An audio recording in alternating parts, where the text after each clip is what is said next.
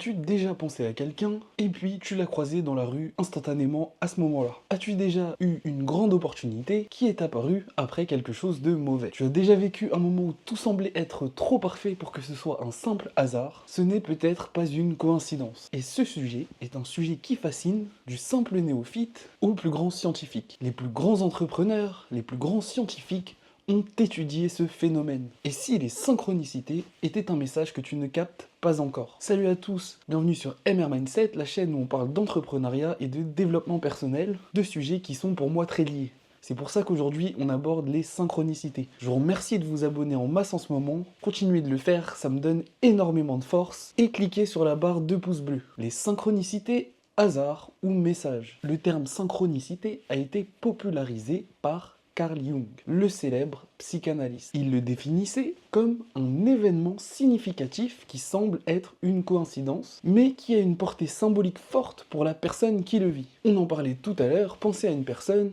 et recevoir son appel dans la minute. Contrairement à une simple coïncidence, une synchronicité a un lien subjectif avec ce que tu ressens, ce que tu vis ou ce que tu cherches à comprendre à ce moment-là. Exemple concret, une suite d'événements improbables te mène vers une opportunité inattendue. Un livre tombe d'une étagère et tu trouves exactement la réponse que tu cherchais. Tu cherchais à acquérir une voiture, tu tombes sur l'annonce de la voiture de tes rêves au prix que tu voulais. Et sache-le, les études scientifiques récentes ont montré que les synchronicités existent bel et bien et que deux atomes qui se sont déjà percutés restent liés. Ça, c'est le côté scientifique. Je vous invite à lire le livre des coïncidences écrit par le docteur Deep Chopra si vous êtes féru d'exemples chiffrés. Mais alors, point numéro 2, pourquoi notre cerveau perçoit ces synchronicités? Eh bien, dans un premier temps, on peut l'expliquer par le biais de confirmation. Notre cerveau cherche des schémas et à donner du sens aux choses. Si tu es focalisé sur une idée ou sur une problématique, ton cerveau va filtrer les informations qui confirment cette idée. Quelque part, c'est une utilisation de la loi de l'attraction. Pensez à quelque chose, vous allez mettre en place des filtres, puis vous allez détecter de nouvelles opportunités. Exemple, tu veux acheter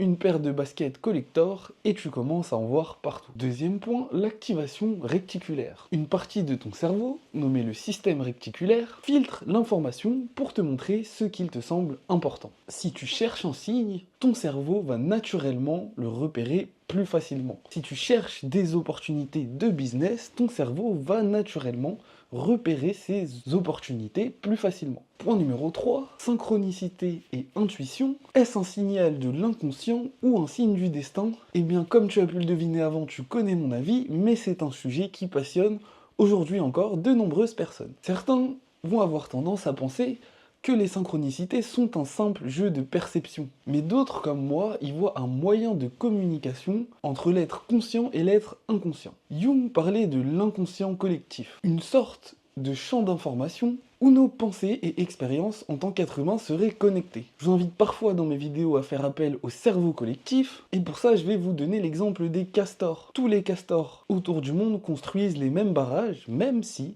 ils ne se sont jamais vus. Eh bien, le cerveau collectif, c'est un petit peu pareil. Tout le monde a les mêmes idées, et il ne faut pas hésiter à piocher dans ce cerveau collectif pour pouvoir améliorer vos résultats. C'est ainsi que tu peux prendre l'idée de quelqu'un d'autre et l'appliquer à ta manière, à ta propre situation, pour pouvoir t'améliorer. Dans le domaine entrepreneurial, beaucoup de personnes expliquent que les signes les ont guidés vers la bonne décision ou la bonne rencontre. Si tu ne me crois pas, je t'invite à demander aux gens autour de toi. Pour cela, je vais te donner l'exemple de Steve Jobs et de la calligraphie. Il a suivi un cours de calligraphie totalement par hasard. Et un an plus tard, cela a influencé la typographie du premier Mac. Observons maintenant quelques exemples célèbres de synchronicité. Nikola Tesla, obsédé par les nombres 3, 6 et 9, les voyait partout et considérait qu'ils relevaient du domaine des secrets de l'univers. Paul McCartney et la chanson Yesterday. La mélodie de cette musique lui est apparue en rêve. C'est ce qu'il a déclaré. Et il était convaincu de l'avoir déjà entendue ailleurs, tellement elle lui semblait déjà existante. Ainsi, si tu as regardé cette vidéo, c'est que tu cherches à te développer ou à améliorer tes résultats. On va maintenant voir comment augmenter le nombre de ces synchronicités dans ta propre vie. Point numéro 1, sois attentif. Prends conscience des signes autour de toi et tiens un journal où tu noteras les synchronicités que tu vis au quotidien. tu pourras essayer de les interpréter et te rendre compte à quel point elles peuvent être nombreuses. Deuxième point, suis ton intuition. Si une idée ou une personne, un domaine revient souvent dans ta vie, eh bien c'est peut-être un message de l'univers. Par ailleurs, lors de tes choix de relations d'affaires ou décisionnels, je te conseille de te fier à ton instinct.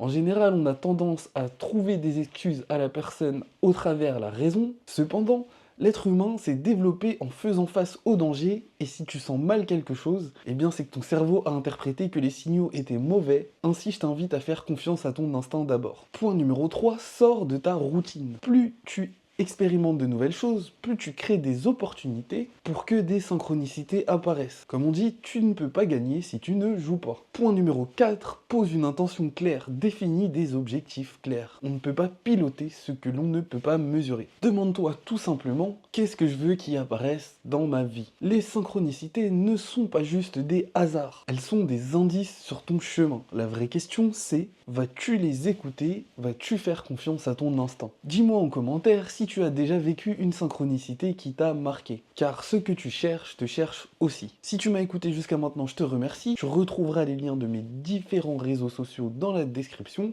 ainsi qu'une formation sur la gestion du temps. Je t'invite une nouvelle fois à t'abonner et je te dis à une prochaine.